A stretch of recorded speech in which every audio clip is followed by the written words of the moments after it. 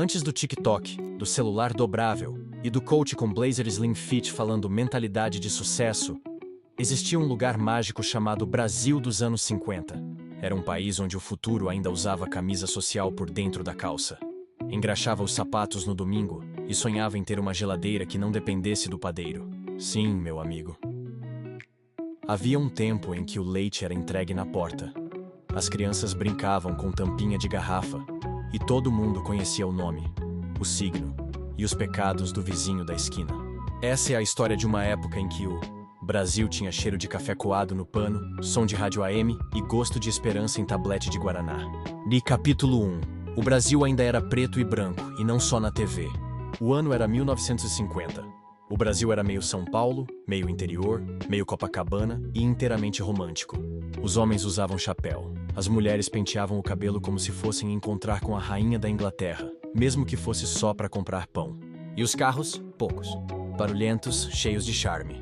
Passavam e todo mundo olhava, porque não dava para saber se era o prefeito ou o namorado da vizinha rica. As calçadas tinham crianças de verdade, e não só delivery de gente apressada. As ruas eram um desfile de personalidades. Tinha o açougueiro filósofo, o jornaleiro fofoqueiro, a vizinha que sabia da gravidez da outra antes mesmo do atraso menstrual, e o rádio. O rádio era o Google da época, com voz de locutor fumante e vocabulário impecável. Ali, o povo ouvia a Voz do Brasil, novelas que fariam o Netflix parecer besterol e músicas que embalaram mais paixões do que o Tinder jamais sonhou. Capítulo 2. A arte de viver com pouco e reclamar de menos. Você sabe o que é colocar roupa branca pra quarar no sol? Se não sabe, pergunte à sua avó. Ela provavelmente sobreviveu à década de 50 com uma bacia, um sabão de coco e um talento divino para tirar mancha na raça. Na cozinha, tudo era no olho. Receita escrita era coisa de revista, cara. Medida padrão era: põe um tanto. Mas quanto? Um tanto, ué. E mesmo assim saía tudo delicioso. Bolo fofo, feijão temperado com bacon e reza, arroz soltinho, café forte e sempre quente. A geladeira? Geladeira mesmo, só em casas que tinham dinheiro velho. A maioria usava caixa de madeira com gelo entregado em barra. E toda semana tinha criança gritando: "O gelo!" Aliás, não existia delivery. Se você quisesse comer alguma coisa, tinha que fazer. Se quisesse saber de alguém, tinha que ir lá. E se quisesse reclamar da vida, bem, fazia parte, mas nem sempre dava tempo. Tinha muito o que fazer. Capítulo 3. O Brasil do fiado, da carteirinha do armazém e do fiador pro casamento. Viver nos anos 50 era um exercício diário de confiança social. As pessoas compravam no armazém da esquina no caderno. Um caderno de capa azul, com nomes e dívidas escritas à caneta Bic, aquela que explodia sozinha. Não existia Pix, não existia cartão. O que existia era a frase: "Anota aí, seu Joaquim, que sábado eu acerto." E sábado virava uma espécie de Black Friday das promessas. Casamento era um contrato vitalício, mesmo quando ninguém lia as letras miúdas. Separar era escândalo, casar, um evento. E o noivo às vezes precisava de fiador. Sim, tipo aluguel. Porque mãe de moça séria não entrega pra qualquer um. E tudo tinha cheiro de ferro de passar, som de máquina de costura e gosto de paçoca feita em casa com amendoim batido no pilão. Do capítulo 4. Brincar era sujar o pé e voltar com o joelho ralado. As crianças dos anos 50 não tinham tablet. Tinham tampa de garrafa, bolinha de gude, peão, corda, bicicleta com banco de ferro e uma resistência física de super-herói. Brincavam na rua até o pôr do sol, quando a mãe gritava o nome da criança como se fosse anúncio no rádio. Quem atendia na primeira ganhava respeito, na terceira, chinelada. Na quinta, sumia por 2 dias e voltava mais comportado. Tinha queimado, tinha esconde-esconde, tinha futebol com traves feitas de chinelo.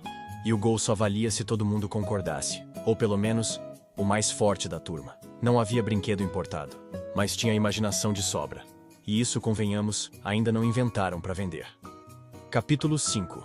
A política era na base do palanque, da gravata e do cafezinho. Na década de 50, o Brasil ainda acreditava em políticos que falavam bonito. Getúlio Vargas voltava ao poder pelo voto. Juscelino Kubitschek sonhava com Brasília. E o povo ouvia discurso como quem ouve sermão, de olho fechado e coração esperançoso. A política era feita em palanques, com microfone chiando e promessas que vinham embaladas em retórica de novela de rádio. 50 anos em 5. O petróleo é nosso. Vote no 14 porque o 13 é azarado. Era um tempo em que o brasileiro ainda não tinha sido calejado pelo escândalo de corrupção toda segunda-feira, o que não significa que não existia. Só que as pessoas ainda conseguiam sonhar entre uma inflação e outra. Capítulo 6. O futuro parecia logo ali, e tinha forma de Kombi e televisão. Na metade da década, o Brasil descobriu a Kombi. Sim, aquela caixa de sapatos sobre rodas. Servia para carregar família, móveis, sonhos e mudança para a cidade grande. E então veio ela, a televisão, preta e branca, com imagem que tremia mais que sobrancelha de sogra, mas que deixava todo mundo hipnotizado. Ter uma TV em casa era status de milionário. E quem não tinha, fazia excursão até a casa do vizinho para ver o Repórter Isso, ou Alô Doçura. Na sala cabiam 15 pessoas e 2 opiniões. A pipoca era feita na panela. E o controle remoto era o sobrinho mais novo. Muda pro canal 3, menino. Capítulo 7. O Brasil dos anos 50 era mais lento. E talvez por isso mais bonito.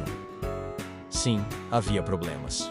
Muitos. Miséria, desigualdade, machismo institucionalizado, racismo ignorado, coronelismo mascarado de progresso. Não vamos romantizar tudo, mas havia algo ali que hoje falta. Tempo para conversar, para ouvir, para olhar nos olhos e saber o nome do padeiro, do cobrador, do carteiro. Era um Brasil onde as casas tinham quintal, onde as cartas demoravam, mas chegavam, onde chorar no portão com a melhor amiga era mais eficiente que terapia de aplicativo, onde tudo era mais difícil, mas nada parecia impossível. Moral da história? O Brasil dos anos 50 era como um disco de vinil. Tinha chiado, arranhava às vezes, mas tocava com alma. Era um país que ainda estava se descobrindo, aprendendo a andar com as próprias pernas, tropeçando nas próprias promessas, mas com os olhos brilhando de esperança. E talvez a lição mais bonita daquela época seja: a vida simples não era menos vida. Era só vida, do jeito que dá. Com açúcar, com café, com pão amanhecido, mas com afeto em tudo que se fazia. Hoje, com tudo digital, rápido, automático, talvez falte o que sobrava naquela década: calor humano.